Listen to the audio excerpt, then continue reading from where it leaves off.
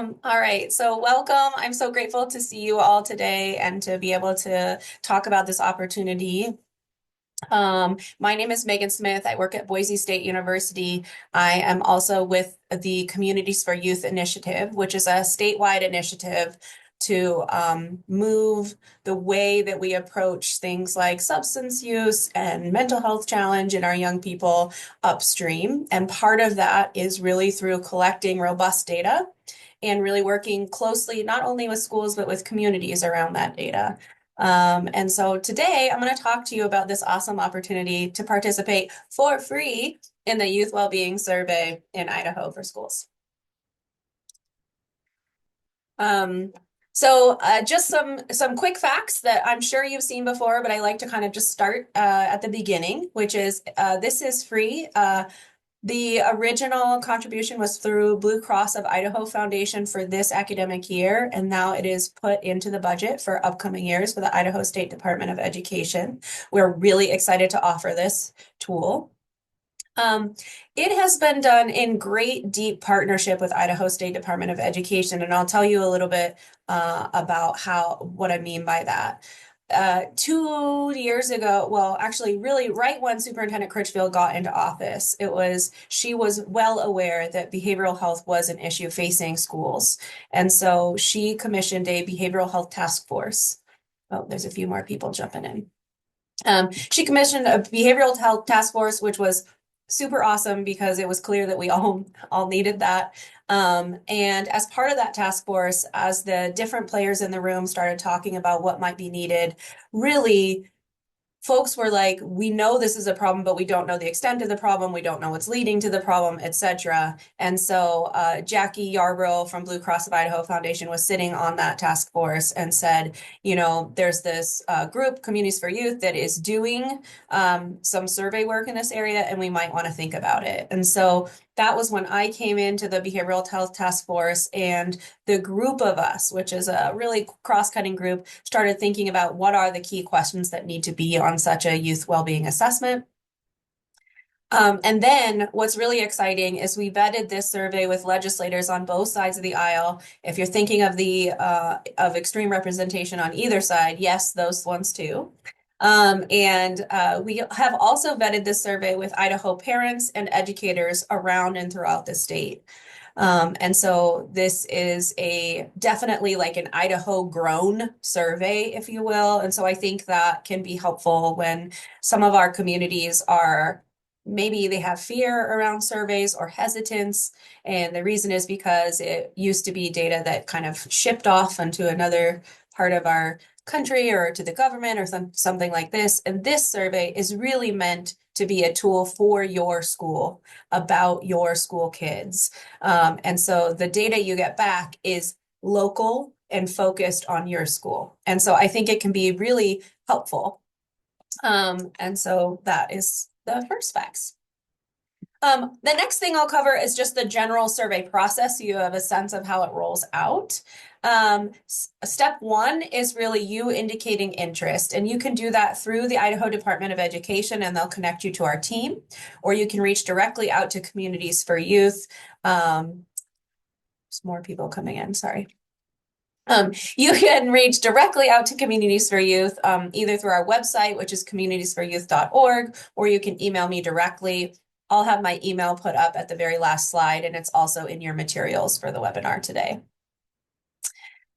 Part of that interest step is then you'll connect with us and we'll talk through the MOU, which basically will have a full, step-by-step detailed instructions on how to carry out the survey, how to carry out consent, and other helpful tools that we provide. The second step, this is the hard one, y'all, and I will just recognize that for you up front. This is since the Parents' Rights Bill passed 2 summers ago, we now collect active parental consent. And that means that every student who participates needs to have a parent or caregiver say, yes, it's okay for them to participate. And this is actually great for us too, because one of the major things that is sort of a value of Communities for Youth is that we are 100% transparent to our families, to our communities, to our schools. And so you will note the difference, for instance, that the survey is available publicly. You can access it publicly through the Idaho Department of Health, or sorry, Idaho Department of Education website or our website. It's available completely, so you can share that with your parents. We don't want to have anyone sense that we're hiding anything, so all the questions are available publicly. Um, Part of that consent process, some schools have a very easy time. They drop it into their registration packet beginning of the year, and they go right up over our threshold, which is about 60%. We're looking for 60% of your population consenting. For other schools, it can be a little bit harder. And so we offer a lot of technical assistance. We offer some template communications, whether it be for email or text or social media outreach. And then we also have an electronic consent option and a paper consent option. And either one of those will help you facilitate at your school. In fact, we have some schools that do both because a lot of their parents are online, and then there's a big portion that aren't. The next step is survey administration. We do this through a secure electronic link. It's designed to take about one class period. Of course, we all know that students process at different rates. And so there are some students who will not finish the survey in that time, and that is okay. The survey is designed to kind of hold that attrition. Our least important questions are at the end, and that is so that it's okay if those students drop off. It is really important to do it in a supervised classroom in a very standardized location. And so we hear lots of funny stories about how these things go out. We've heard that, a survey was given in a gym and all the students were just packed into the gym with no supervision. That's probably not the right way to do it. The questions on this survey are sensitive. So our best recommendation is to do it at one time for your whole school in classrooms, and to have an alternate computer-based assignment for any student who doesn't receive consent. And so that it just in the classroom, it looks to students like everybody is on their computer doing a quiet activity. And that's really our best recommendation. It's pretty easy if you have a assembly schedule or a rally schedule to do it that way. Instead of holding an assembly or a rally, you just do it during that scheduled time, and everybody does it in their classroom. That's our recommendation, but you can always talk to our team and figure out other solutions if you want to talk through details. The next step is a really fun step for us. This is when we go ahead and run your data analysis. We create a summary report. You get your data back within 3 weeks from data collection. This is so cool because you will have real-time feedback on what's going on for your students at that time of the year. So it's not like YRBS where you get it 2 years later at the state level. This is really your kids 3 weeks later. So it allows you to really understand what's going on for your student population and make some decisions based on that if you so choose. Another option there in step 4 is that you can meet with our team either virtually or in person. And we will walk you and talk you through the entire data report and kind of just give, how we might see it comparing to other places, or we might give, some feedback on where we think you could really maximize or change some of those outcomes if you wanted. The last thing is that there is additional and optional support if you want to take the survey data and really build out an upstream prevention approach. And so that is possible to you too. And there's more information on our website for you if you're interested in learning more about that. Here is an example of some of the tools and full service support. We really don't want you to feel like you're alone in either collecting consent or administering the survey. We are a full service shop, and so we want to know what you need, and if we can make it happen, we will fill that need. Here's just some information. So this is an example of some parent information you might be able to send home to your parents. We also have some tips for you on how to maximize parent opt-in for the consent process. And these are just an example of some of the things that we can offer.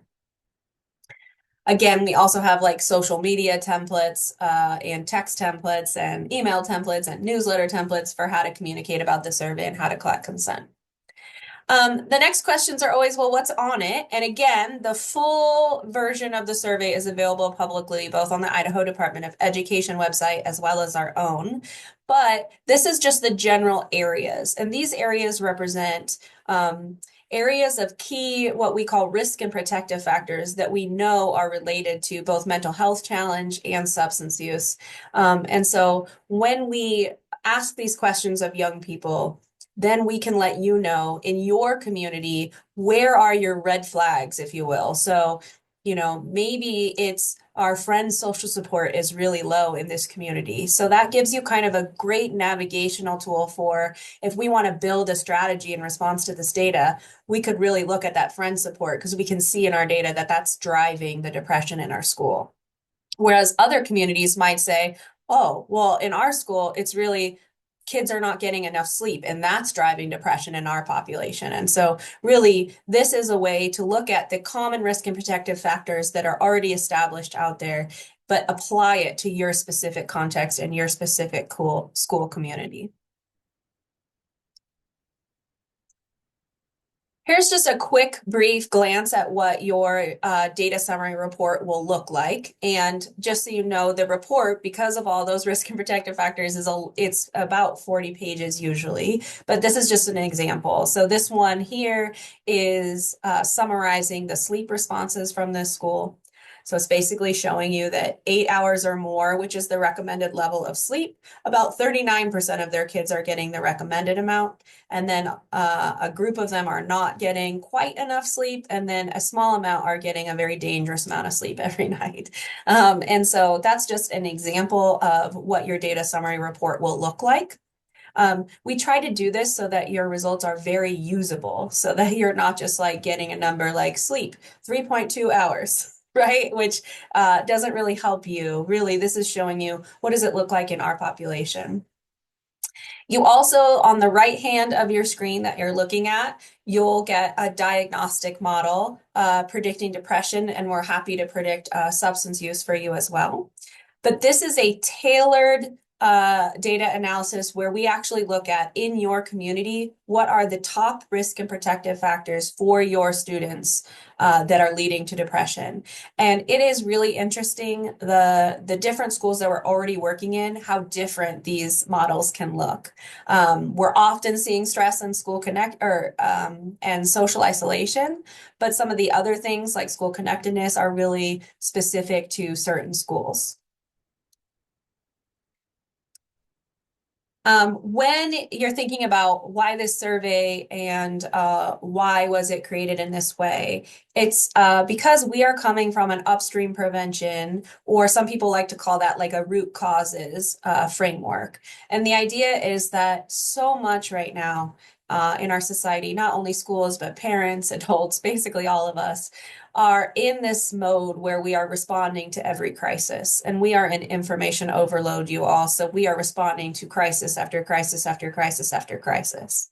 What upstream prevention asks of us is that we actually shift our thought process into what is causing these crises and to really put a lot of focus, priority, and attention on those things. And so even though this is a bit of a busy slide, the idea here is that we often are just working at the individual level. If we know someone is struggling, we're thinking about what can we do for this one person. But really, we know that things like depression, things like substance use have factors at each of these levels, right? The way that we interact with our peers, the way that we experience our family and engage with our family, the way that we feel connected to, belonging, and like there's a purpose at our school. And then also in our community, the way that our community accepts us, promotes our health, etc. All of those things impact mental health. And so really the survey collects things at each one of these levels so we can see where can we make impact on the outcomes that matter to us. I'm not going to go too much into our process, but well, maybe I will just a little bit. So when I mentioned there is the possibility for you to go and really take the data from your survey and build it into an upstream prevention approach. This is the approach and the process that we follow. You don't have to do this. None of this is required for participating in the survey, but we like to share it with you just in case it helps you think about how might I use the data. And so the first step, it sounds fancy, community coalition, but really all it is gathering a group of people who want to make your community the best possible place it can be for kids. And that's step one. And you likely already know some of the champions in your community who would be excited to be a part of that. The next step is the data collection. So you'll have already participated in that step where we're really centering what do youth see as the problem, and what experiences are they truly feeling.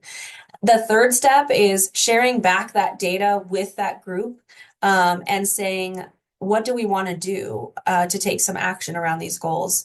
And then the fourth step is really keeping that conversation going, because we know no matter how good your community meeting is, you're never going to get every single person in your community there. So how do we raise up sort of what we learned from the data collection and what we're going to do about it to our whole community? And so that can look like creating communication campaigns and things like that.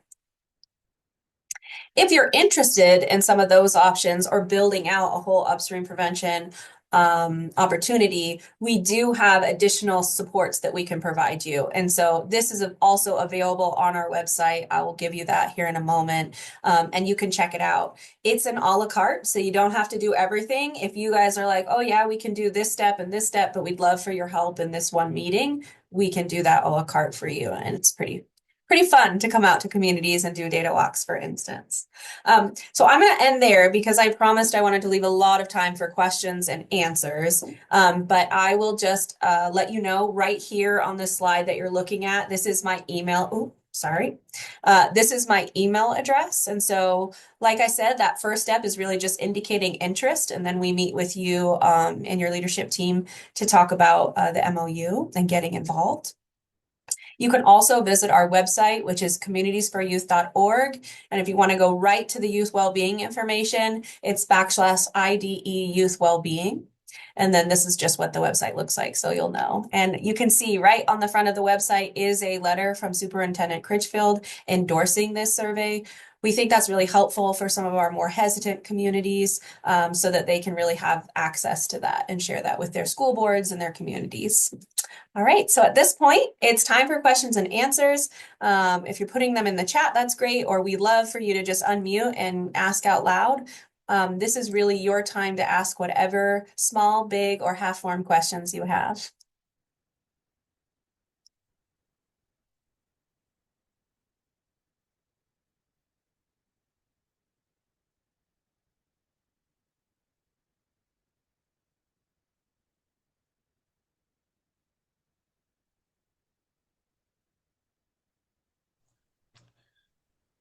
Megan, could you address the parental consent one more time? I'm sorry, I was pulled away for that moment.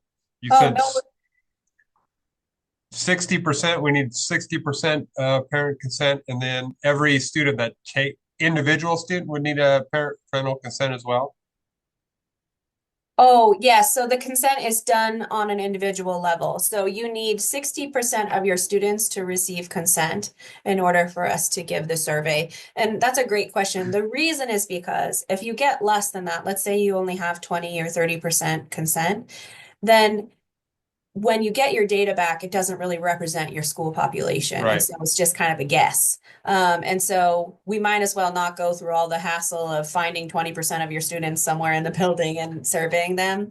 So we really are launching for that majority of your population. So yeah.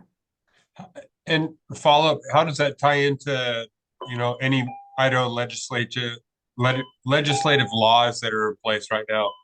Yeah, it's a great question. We follow the Parents' Rights Bill law, and so that's why we require active opt-in consent. And that is because we're following that law.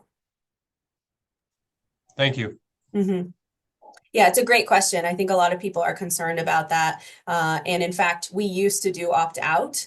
in our early schools. And since that parents' rights bill, we have to do active opt-in consent.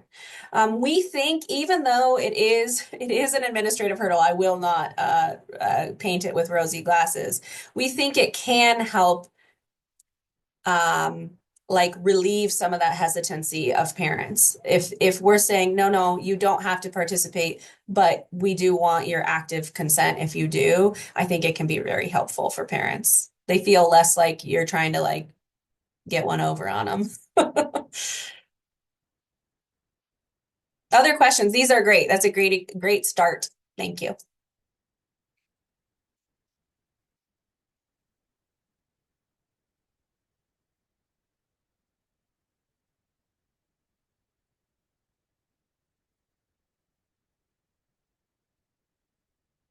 Thank you, Katie and Hannah, for putting the links into the chat.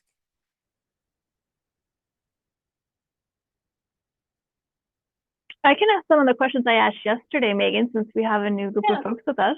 Sure, I think that's great. One of the things that I think is helpful or that's come up in conversations is just the timing of the survey and when you usually want to implement the assessment.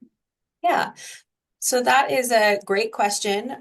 Typically, like the ideal timeline is we do the survey in October. And the reason is because that gives enough time for kids to have been in the school year for them to really be indicating things that are true of their current school year. But it also gives us the rest of the academic year to kind of build strategy and action in response to the survey. However, most of our Idaho Department of Education schools right now are aiming for a first-time spring survey this year, just because it was kind of a quick start at the beginning of the school year. And so people are working on collecting consent right now. And so I think that most of our Idaho Department of Education survey participants will be taking the survey February through March, even into April, perhaps. Great question. Thank you. I also think one thing I remember you mentioning yesterday that really struck me is that one of the districts you're working with has been able to has been awarded a lot of grant money because they have the data to prove that they need the support. Can you mention that again? Sure. Yeah. So I think one of the advantages to having data beyond just, I'll say one advantage. I used to be a school teacher and I worked in schools for many years, K-12 schools. And I think it can be so noisy out there and we can feel so sort of adrift in like, what might we do in response to all of these things we're trying to handle? And the survey can really help focus that and narrow your attention. So we call it like a navigational tool. And then it allows you to check your work. If you do it each year, you can say, oh, did these things we were trying, did they work? So that's one advantage. And the other great advantage, which Hannah was mentioning, is that it makes it a lot easier to apply for funding, both federal funding, state funding. In a lot of our areas, we have access now to opioid substance funding from that settlement fund. And so that money is at your county and at your city level. And having the data can really help motivate funders. It can also really help motivate philanthropic donors. And so that could be a really good benefit from this work. In fact, one of our districts, as Hannah was mentioning, has raised over $1 million for their small school district just based on having the data that proves that they have need in certain areas. And so this can be really helpful for you and your community in that way as well. I will also mention that locally, the Blue Cross of Idaho Foundation in Idaho is prioritizing their funding for schools based on who is doing the youth well-being assessment. St. Luke's Community Health is similarly sort of prioritizing their funding for schools that participate. So that can be like an additional like cool incentive and a way to talk to parents about why you might participate, to be honest. Keep them coming, Hannah. This is a quiet group. I got one more. Yesterday, someone asked a question about who can see the data, that their district was concerned that because the Blue Cross Foundation was involved. And so maybe can you elaborate on who sees it and at what level? Absolutely. Or who doesn't see it? Yeah, that's a great question. Thank you. So the survey report about your school is owned by your school. So the only people who see it are our 3 data analysts on our team and your school community. Now, we encourage you to share it with community partners, funders, etc., because that can be a really helpful way to get them kind of with a shared understanding of what's going on for kids in your community. But you are the only one who has access to sharing your individual school level report. Now, the data from all the schools we collect will be aggregated together, and that will be reported to the Idaho Department of Education in the aggregate. They will not get raw data. No one will get raw data other than our 3 data analysts. And then addition to that, no partner contribution. So Blue Cross of Idaho Foundation, nobody will have access to any of it. That is a really clear agreement we make in all of our MOUs with those partners who are contributing to the effort. And so we just want to be really clear that the data we collect is truly, truly, truly for your school. We understand that some of you have participated in surveys where it feels punitive or it feels like you're being compared to other schools. That is not the goal of this survey. The goal of this survey is for your school to have the on the ground, what's real and true for us as a tool. And so that's a great call out. Thank you, Hannah. Are there other questions about that? Yeah, Megan, just follow up on that. In your experience, are these results, do you recommend they're shared out with parents? Have schools done that in the past, or I'm just curious what your recommendation would be? Yeah, absolutely. That's a great question. And yeah, as part of that like larger upstream prevention strategy that I mentioned, we do recommend sharing out the data, although we don't share the whole report with the community. So often what we do is we decide the kind of top 6 risk and protective factors, and specifically the risk and protective factors that are actionable by the community, right? So if you have something around like great teacher relationships, that's awesome. And you might want to share it just to kind of be like, hey, look, we're doing great at this, right? But as far as what you would share with the community, you might rather share something about like family support, right? And so that they can kind of see what they can be working on. So the actual full report is about 40 pages, Matthew, and that is you're welcome to share it with whoever you want. It's up to you, but it's long. And so I don't know that too many parents would go through the whole thing, right? So the idea is to share some key pieces of data out through the community. And we do that through like community meeting data walks. We've also done that through PowerPoint slides that are just available in a PDF for folks to look at. There's a lot of different approaches you can take. And if you're excited about doing that, we'd love to talk to you about, best practices, that kind of thing. So it really is, I know it's so annoying when I say this, but it's a choose your own adventure, Matthew. So this could be a survey that just you and a few people at your school look at. We do offer that 1 hour kind of virtual or in-person meeting with our team, and that can be just you and us. It can be you and your other school leads. In some of our schools, we have their professional learning communities, their PLCs. In one school, they were just like working on belongingness, so they did a whole meeting with us on that. So we've done whole teachers and staff meetings before, so it really can be sort of what you want it to be as far as sharing the data out. Perfect. Thank you.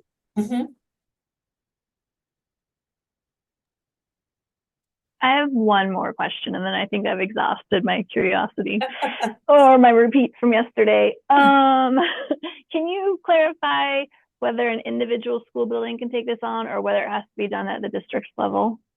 Yeah. So absolutely, an individual school building can take it on. An individual school grade could take it on, to be honest. But you know better than I what your approval processes are like. So you're probably still going to have superintendent sign off, right? But yes, you do not have to feel like if your district says yes, you have to do it at all schools. So in some of our communities, they're just doing it at the high school. And some of our communities, they're just doing it at the middle schools. And this can really be, again, choose your own adventure, because we and the Idaho Department of Education, we really see this as a tool for you. So it needs to fit what you need, not what we need. And so absolutely, you could do it just at school level, or you could do it at the whole district level.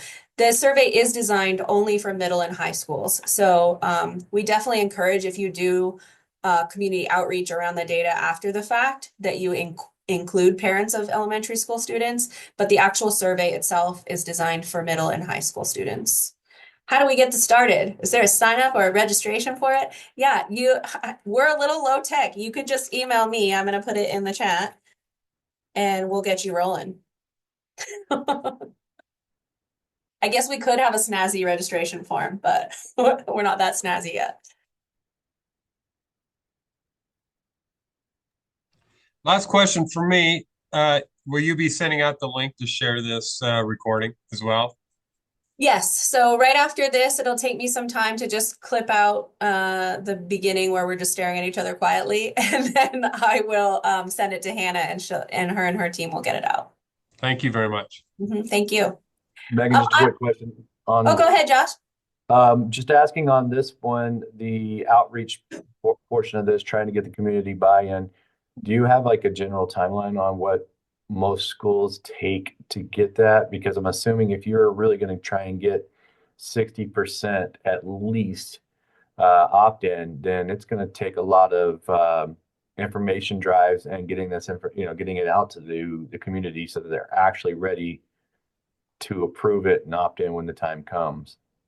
Yes, you're absolutely correct, Josh. And so our typical consent window is about 2 weeks, but we are seeing that it's taking more like a month to 2 months to collect the consent. There are also, we as a team, because this is a first year and we really want to, support especially our early adopters, our team can come out and help facilitate parent info nights if that's something that you think would help in your community. We can also sort of strategize with you and your team specifically in your community. What are the right approaches to getting the most consent possible for your parents? And so once you reach out to us, that'll be part of that first conversation, is really thinking through, what are the best practices in communities that are a little bit like yours? What do you see the barriers to parents saying yes? And us kind of co-building that strategy to make it as easy as possible. Although, collecting consent is challenging right now. And a lot of times because parents are just not used to having to say yes. So in some of our communities, a lot of our parents are like, oh, we can't wait to do the survey. And we're like, have you signed the consent form? And they're like, oh, I didn't know I had to. So sometimes that's our biggest hurdle. But yeah. Thank you.